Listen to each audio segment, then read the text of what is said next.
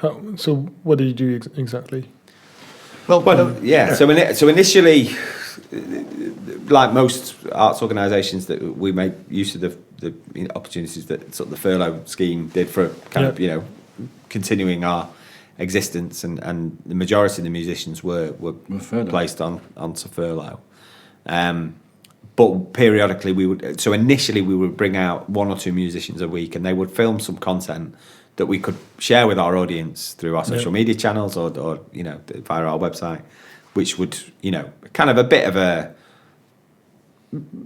I mean, we were thinking on our feet, how do you take 80, the essence of 80 musicians and kind of create that. So that a bit kind of behind the curtain stuff was sort of behind the scenes stuff was the start of it. And then as we sort of developed and the advice in terms of how you could congregate, how you could work became a bit clearer, we then brought smaller ensembles together to work in the space, film some content, put that out, broadcast it, again, initially through social media channels. And then eventually, as we sort of began to open up, and the Cultural Recovery Fund was made available to organisations like ours, we applied to create some specific online content and recorded content, which we, back to this quality word that we talk about sort of all the time.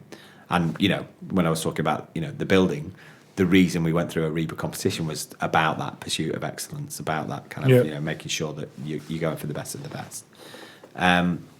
So we wanted, if we were going to put something out, it's very easy to film something, put it onto YouTube and, for it to exist. But does it exist in a way that represents the organisation as you see yourselves and as you want your audience to receive you? So we worked very hard. We worked with some partners, and we essentially became a TV production company for a period of time, where we picked some pieces that we could fit in here, initially at St Peter's, but also we by that point were able to provide some funding to support our colleagues at the Bridgewater Hall to get the building partially reopened, so that we could get all of the orchestra onto an extended stage at the Bridgewater Hall, which was kind of the big challenge to begin with, was how do you get the musicians back together when they've got to be 2 metre distance or a metre distance? Yeah, we played with sort of 60 odd players, but quite interesting to see that the brass section were right up by the organ, right up in the Bridgewater Hall, obviously where the choir seats would be, and spaced out as Martin said, and then it's quite a huge extension on the front. So the distance between the leader, for instance, say, and the first trumpet was considerably more than what it would normally be. So the usual issues of how you get an ensemble to play together were magnified incredibly. Having said that, one of the great things that came out of that was, in a sense, the way the string section bloomed, because everybody could really hear what they were playing, and they all had their own stand. So obviously, normally they would share a stand. Yeah. All had their own stands. People started to really hear exactly what they were doing and working on their playing in that respect. And the whole sound of the orchestra was quite considerably different in lots of ways. Yeah, it's one phenomenon that happens where the orchestra is so loud that you can't hear yourself, which is very important. And so it's the cocktail effect, where you play louder because you want to hear yourself, but then all your neighbours realise you play louder, so they'll play louder, and then they end up playing really, really loud. It was a really interesting time, and certainly, we made, as Martin said, really high quality video concerts and so on, that went out to all over the world. So I mean, so there, we eventually, after the kind of have sort of moments of, I suppose, existential crisis, realised that there was opportunity in the situation, so kind of putting content together that could be seen more than just our audience in Manchester. One question I have is, obviously that content is really interesting for an audience, but it doesn't bring money unless maybe so with the views of YouTube you can monetize everything. But how did you get money, and did you? So there was a grant. Well? There was a grant from which enabled us to do the work initially, and then we put it out as a subscription service via Vimeo, which could be paid for, And that was kind of an experimental thing. I mean, we were conscious that there were lots of other organisations who were in exactly the same position, who and some of whom perhaps had started that work before us. So some people have kind of their own app and their own channels already well developed. Some arrive with your Sony TV, some of them pre-installed. So it was, how do you find your niche? How do you find your So the first thing was that we wanted to get the orchestra back playing, existing. The kind of this continual performance element of the Hallé's life is a really important part of our heritage. That we've never stopped playing. We've performed concerts in every year of our existence, and when you're sort of looking at, will that happen? But we managed to do that. So we got the orchestra back and in a meaningful way as an ensemble. And then can we service our audience? Can we give them concerts that they want to see? So we had, I think, 8 subscription concerts, and we also, in the run up to the Christmas of 2020, wasn't it? Yeah, in the run up to Christmas of 2020, we recorded a YouTube concert. Which we gave away free for Christmas on YouTube for a limited period because of the way performing rights were. We couldn't afford for that to be up. The streaming fees would be too exorbitant for it. Yeah. But for a limited period, we were able to budget that, and we essentially, that was our Christmas gift to the city. Yeah. And that had thousands and thousands and thousands of views. Those people that come to the Bridgewater Hall for their Christmas concert weren't able to come. Were able to sit sometimes. So I know of families who called each other and pressed play at the same time, so that they watched it at the same time, separately in their homes. So that sense of family, community, congregation, we were still able to kind of achieve for. But I mean, they were incredibly. We managed to get the whole of the orchestra and our adult choir in the Bridgewater Hall, but they took up every seat separately, so right around the auditorium. So I mean, it will be a fascinating piece of social history in the future, those recordings, because you will see how we had to innovate to. And when the audience started coming back, all the distancing within the hall of how many people we get in was a fascinating exercise. Yeah, and 2 shows a day, and trying to make. Do you still use all those platforms, or you've stopped? So the digital team are constantly performing, and in fact, of the original digital series, some of that's been repurposed. So our presentation of Stravinsky's The Soldier's Tale was picked up by the BBC, and they've recently shown that on BBC 4. It's available on the iPlayer for the next 11 months, I think. Yeah, so it was. It's very good. Yeah, it was a kind of a key part. That was a very different sort of thing for us to present, and that it's great that that's had a life of its own subsequently, and that's then led us to think, well, can we do something else like that in the future? So the other thing that came out of it, we gave the first performance of Hugh Watkins' Second Symphony, and that won a South Bank Award as a digital concert. So as Martin's been referring to all the way through this, is that the quality was really, really key. That was recognised on a national basis of the quality that actually the Hallé and the system managed to produce during that time.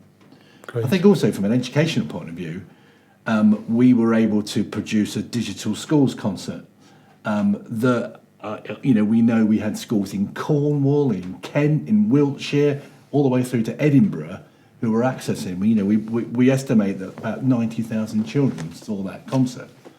So when Hallé for Youth, which is the repeat, we would normally play to about 7,500 a year, and then probably another 3,500 in Sheffield.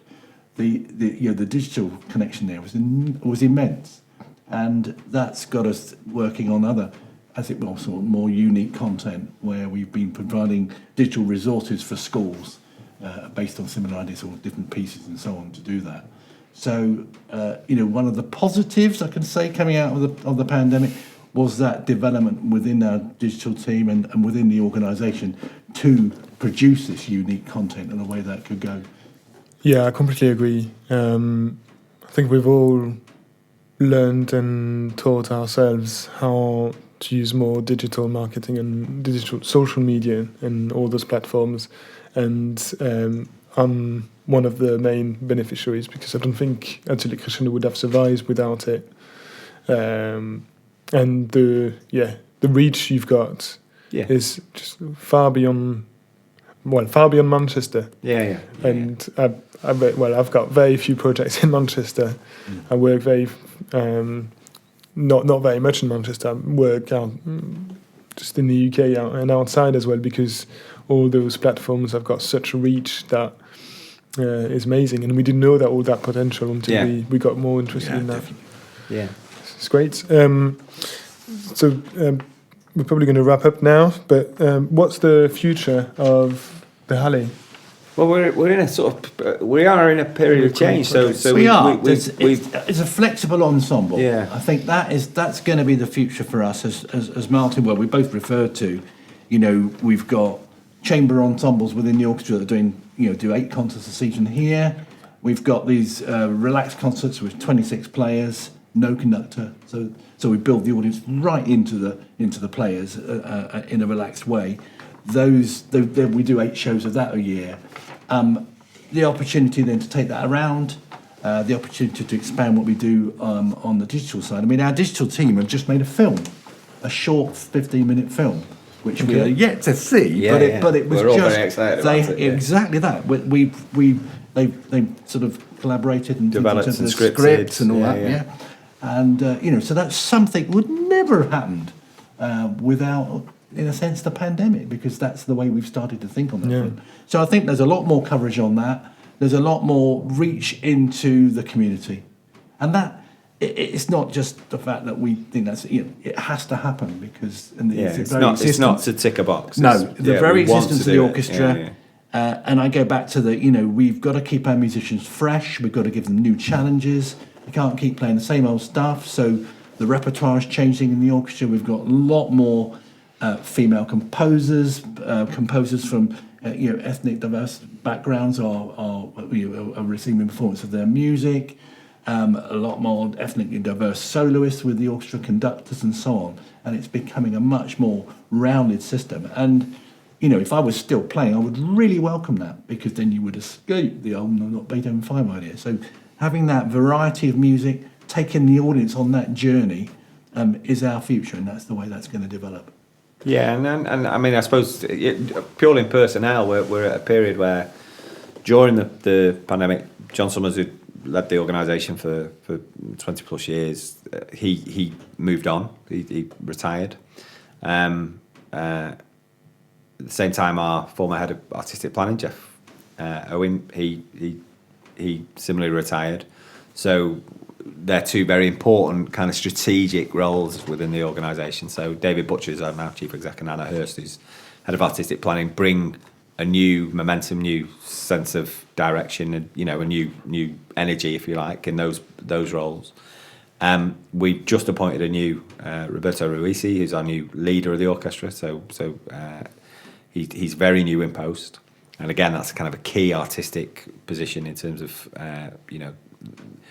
orchestral standard, I suppose. That's kind of the and he's a fabulous player, young violin player, and we're not too far away from the end of Sir Marc Elder's tenure. He's probably got it's a season and a half left in his current role as music director. So the process of succession planning is underway. And no announcements yet, and no decisions made yet, but that process is underway. So inevitably that will then also lead to some evolution of the organisation again. Yeah. So we're doing it from kind of an interesting new footing. We've got St Peter's and our activities at Ancoats, which kind of are the kind of bedrock for the organisation now, alongside our long-standing and valued residency at the Bridgewater Hall. So we've got a brilliant place that we perform. We've got a wonderful place that we prepare. Interesting, activities happening out in the community, on the platform, with our ensembles. In terms of kind of our ability to make music. So the challenges for us are like the challenges for everybody else. The money is always kind of, the most difficult thing for an organisation. Have we got enough money to do everything that we want to do? And the challenge for the organisation is to make that happen in all the ways that we can. And how we bring the audience with us. And bringing the audience with us. But those sorts of two things follow each other, don't you? If we get it right, the money will come. There's if we get the audience development stuff right, the money will come. So it's a really exciting time. I agree. It's a really exciting time for the organisation. As what I often say about the St Peter's project, particularly, is when we talked right at the start about the history of the organisation, and you can't fit 165 years of history. So the 100 will be 165 in January of next year, and you can't underestimate quite how much of what you do has happened before you came. Yeah. So the fact that you get to be involved in a first after all that history is a really remarkable thing. I was saying to a friend of mine the other day that, I work for an organisation that people write books about. They write histories about. Yeah. And so therefore, when you're involved in a first, I became very aware during the process of that there would be a chapter in the future about the St Peter's project, because this is sort of a fundamental change to the organisation. So it's like, just make sure your chapter is, it's a good chapter. You come out of it well. You're well. It's a good No chapter, pressure. Martin. Yeah. It's a good But I think that's not a bad pressure to have. To know that, and it's a good motivator to kind of do your best, make sure you do your best. So so kind of having come through that, we're now in a 21st century version of a 19th century organisation, and that's a remarkable thing. It's something we should be very proud of. So I think the future is exciting. Very good. But it's evolution and constant evolution, and I think that's where the Hallé, for all our predecessors must be applauded for their roles in getting us to where we are now, and our job is to make sure it's there for generations to come. But just like, Martin, we mentioned earlier with Barbarolli, picking up the orchestra around the Second World War, all these challenges have happened, and, the Hallé has been all about change and representing its audience all the way through that. And today is no different. Great. We're going to start our venue quiz. Yeah. Correct. You might be a bit biased, but... Yeah. So, what's your... Oh, yeah, first of all, what's your favourite part of working at the Hallé? What do you prefer the most? Do you know, actually, I was at something yesterday. It's the people that I work with are my favourite part of working at the Hallé. What we do is really important. And there are moments when I feel great privilege sitting in the concert hall, listening to the orchestra at their absolute best. And I think, well, this is my job. And aren't I privileged and fortunate to be in a position where as part of my job I get to enjoy this. But I've worked for the organisation for 18 years, and I've worked with some brilliant people in that time. And that fundamentally, if you're going to enjoy your job, you've got to you've got to be with people that you enjoy spending time with if you get in that for that length of time. And we're very fortunate. I think we're very fortunate. We've got a brilliant group of colleagues who are all committed. They care. And I think that sees the organisation in good stead. So for me, my favourite bit is people. But I have favourite moments. I can think of moments in concerts or performances. I mean, Steve talked earlier about the relaxed concerts. We performed a concert for people who are living with dementia, and people who are living with dementia very recently, and that was a really inspiring day in work. To see, talked about earlier, the power of music and the positive power of music on those people's lives. So, those, you get these sorts of privileged standout moments of kind of musical enjoyment. And then if you put that alongside working with great people, that's a very fortunate position to definitely. be in. I'm going to echo that. I'm going to say exactly the same on that from with the people we work with. That is, I mean, for me, from a playing background, that's the players. I mean, one of the other sides to my sort of existence within this industry, if you like, is I chair the ABO, the Association of British Orchestras Education Group. So I know educationally, in a sense, what goes on in the other orchestras, but the level of commitment from our players and the level of cooperation is not beaten anywhere else, and that says a lot about, as Martin says, the people we work with around us all the time.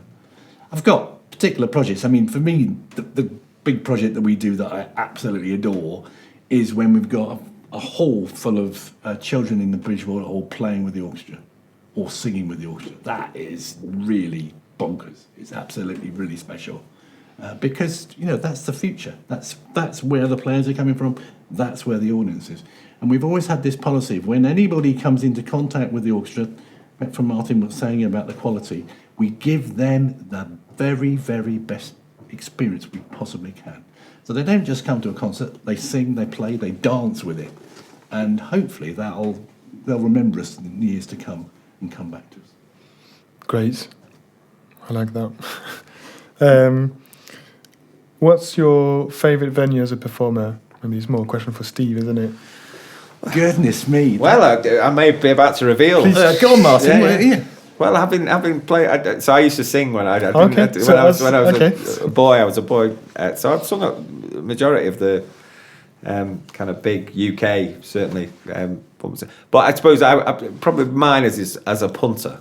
My favourite venue as a punter is Manchester Apollo, which I love for gigs for rock and pop gigs particularly. I think it's a brilliant space. It's Art Deco, and it just feels, although it's a big room, it doesn't feel like a big room, and I really love it for shows there. So two venues for me, both abroad actually.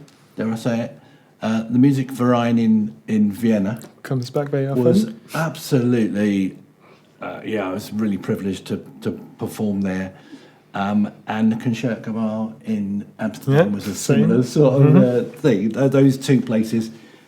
Just in terms of the thrill, I think playing at the BBC Proms was special. In terms of Hallé, I mean, we loved the Bridgewater Hall, no question about it. Yeah. But to listen to the orchestra, I really loved the Royal Concert Hall in Nottingham. It's got a special warmth in the sound.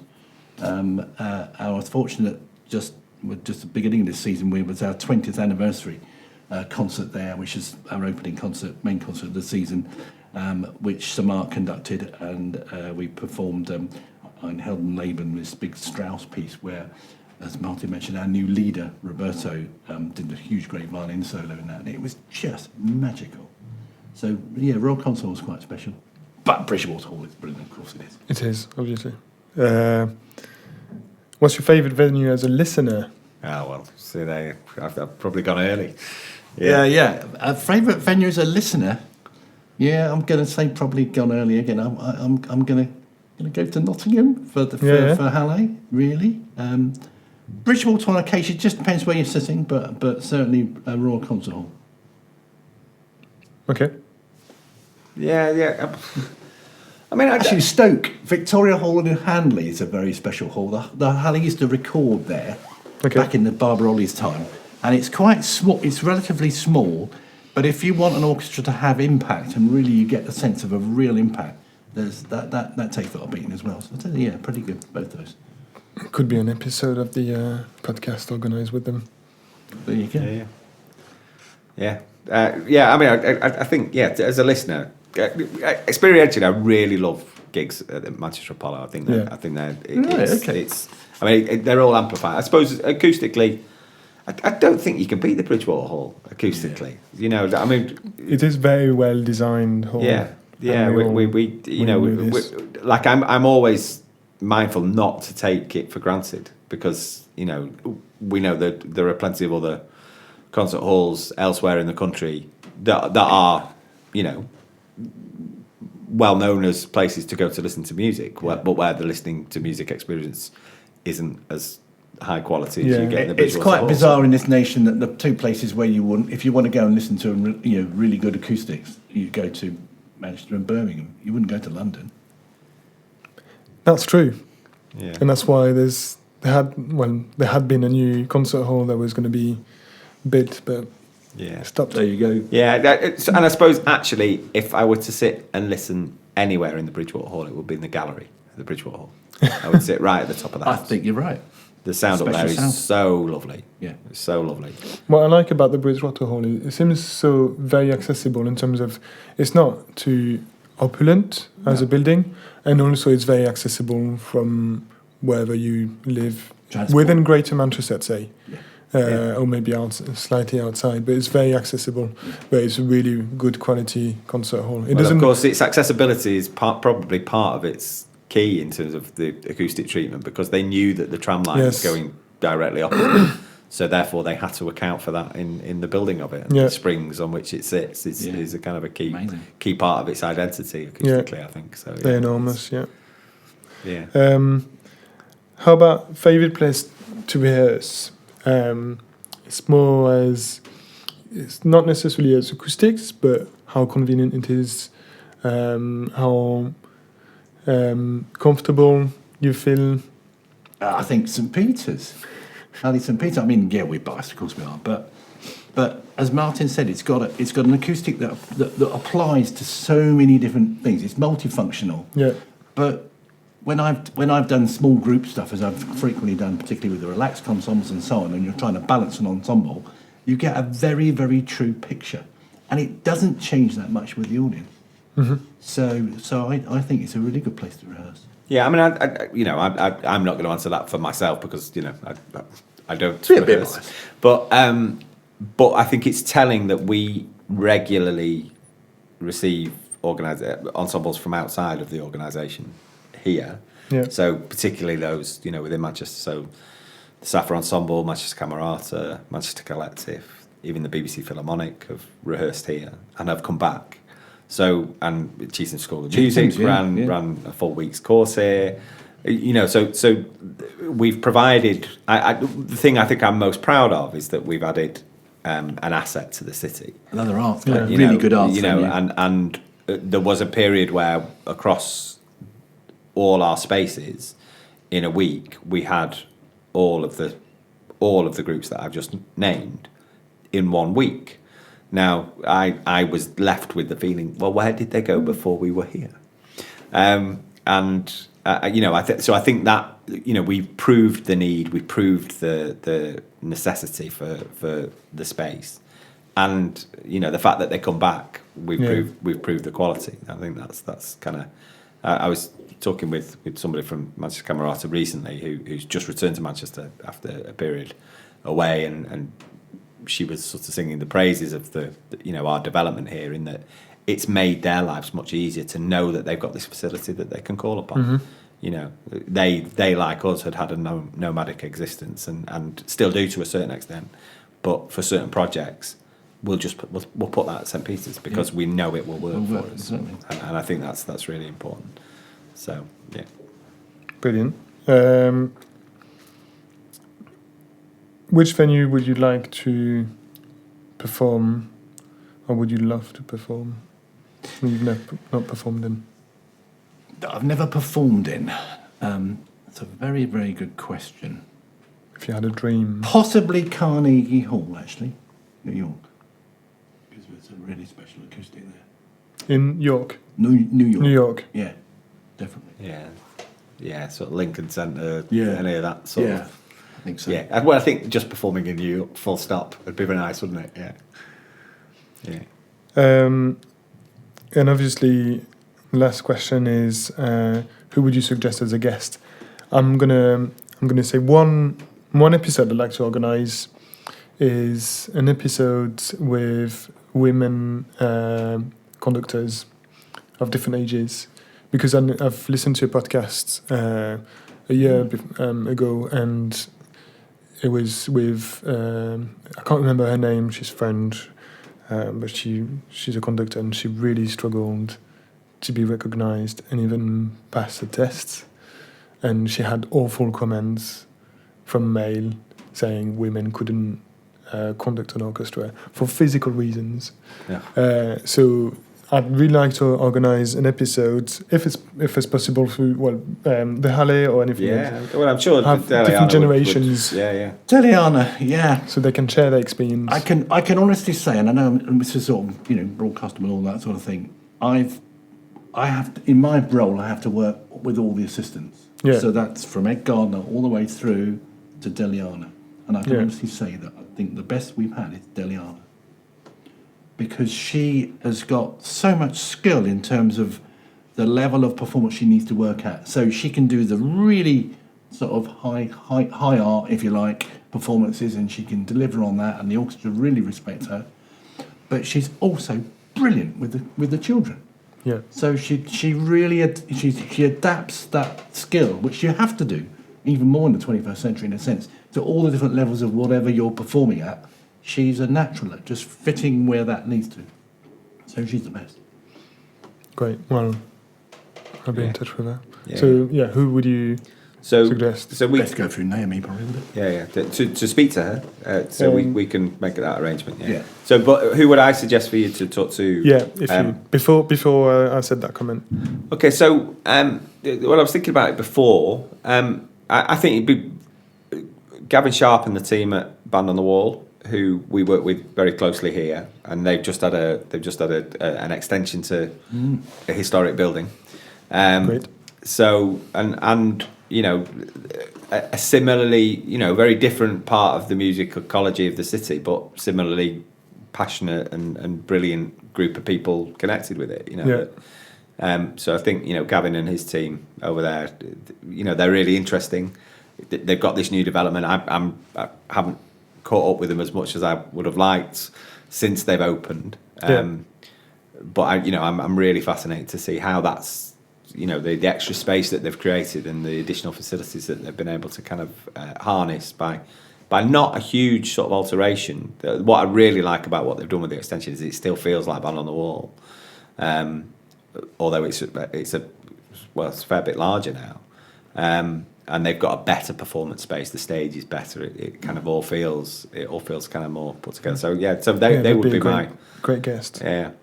And alternative to them would be to speak with